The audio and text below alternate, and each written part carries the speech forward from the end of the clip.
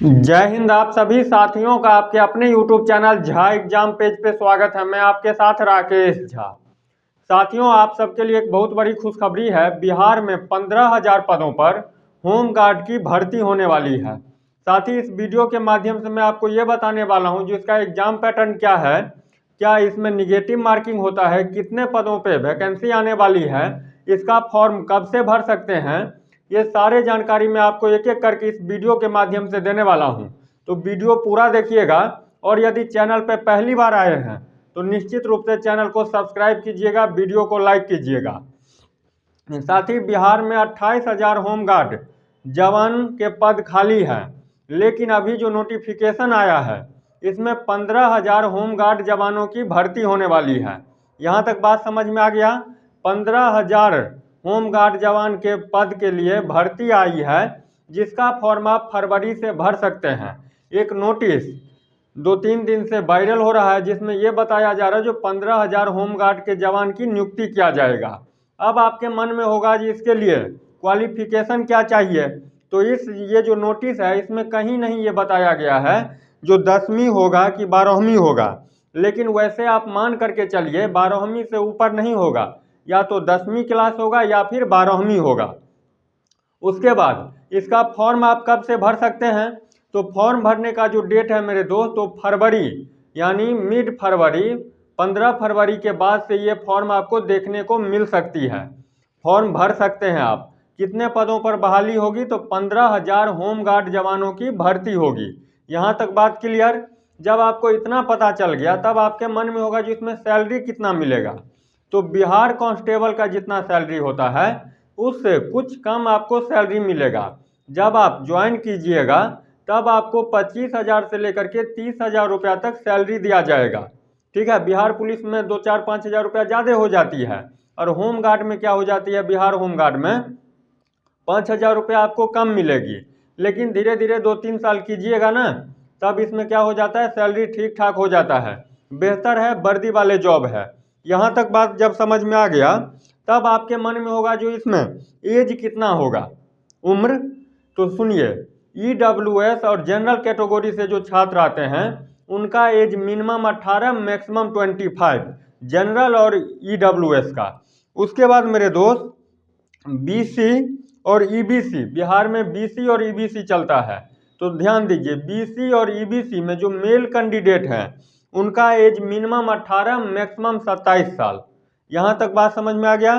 BC और EBC में जो फीमेल हैं उनका मिनिमम 18 मैक्सिमम 28 फीमेल का, BC और EBC में।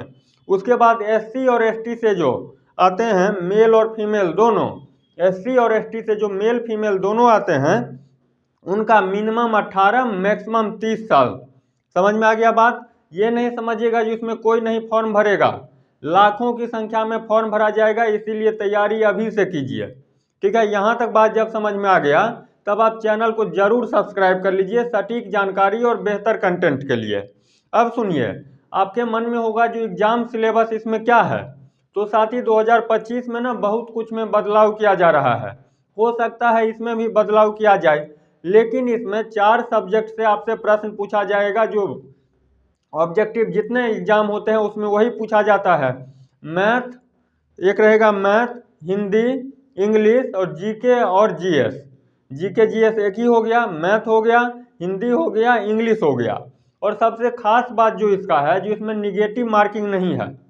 समझ में आ गया, निगेटिव मार्किंग इसमें है ही नहीं। ठीक, अब आपके मन में होगा जो पेपर ऑनलाइन होगा कि ऑफलाइन होगा, तो इसका होम गार्ड का जो पेपर होता है वो ऑफलाइन मोड में होता है। ऑनलाइन वाले भी झंझट नहीं है, जो सिस्टम पे आपको हाथ को इधर से उधर हो जाता है ना जब ऑनलाइन पेपर देते हैं, प्रैक्टिस नहीं रहता है तब, तो इसमें ऑफलाइन पेपर होगा। आपसे 4 सब्जेक्ट से प्रश्न पूछा जाएगा, मैथ, इंग्लिश, हिंदी और जीके से। ऑफलाइन मोड में पेपर होगा। ठीक है, और निगेटिव मार्किंग इसमें नहीं है, और एक ही दिन एग्जाम देना है, एक ही एग्जाम देना है, उसके बाद कोई एग्जाम नहीं है। उसके बाद आपको मैं बताता हूँ जो इसका सिलेक्शन प्रोसेस क्या है। एग्जाम सिलेबस तो बता दिया, तो सिलेक्शन प्रोसेस जो है 2025 में क्या बदलाव किया जाएगा वो नोटिफिकेशन जब आएगा उसमें पता रहेगा।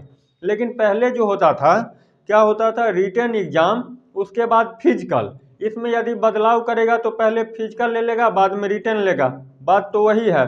तो रिटन एग्जाम होगा, फिजिकल होगा, मेडिकल टेस्ट होगा, उसके बाद डीबी यानी डॉक्यूमेंट वेरिफिकेशन।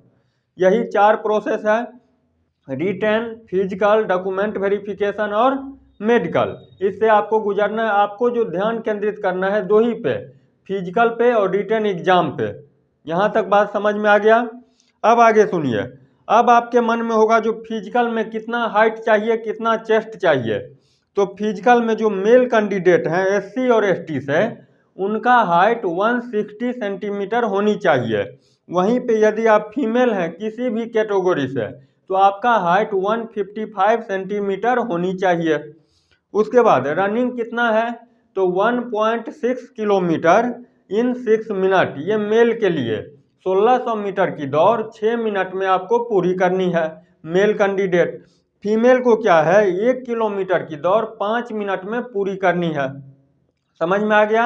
अब कुछ दिन पहले एक नोटिस वायरल हो रहा था जिसमें यह बताया जा रहा था कुछ पद बिहार पुलिस मेरिट लिस्ट में रिजेक्टेड कैंडिडेट को होम गार्ड में दिया जाएगा।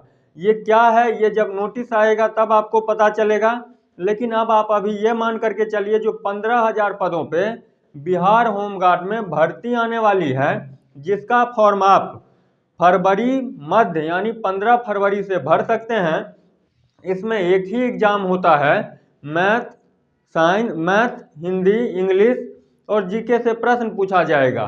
निगेटिव मार्किंग इसमें नहीं है और एक ही एग्जाम देना होगा। एग्जाम उतना टफ नहीं होता है, लेकिन फॉर्म भरने के बाद आप तैयारी शुरू कीजिएगा या एडमिट कार्ड आने के बाद तैयारी शुरू कीजिएगा, तब हो सकता है जो आप सिलेक्शन से बाहर हो जाए। क्योंकि 15,000 ही पोस्ट है और फॉर्म भरने वाले की कमी नहीं है और पढ़ने वाले की भी कमी नहीं है। इसलिए अभी से आप तैयारी में लग जाइए और बेहतर ढंग से तैयारी कीजिए। सैलरी भी इसमें ठीक ठाक है, 25,000 से लेकर के 30,000 रुपया तक आपको सैलरी मिलेगा।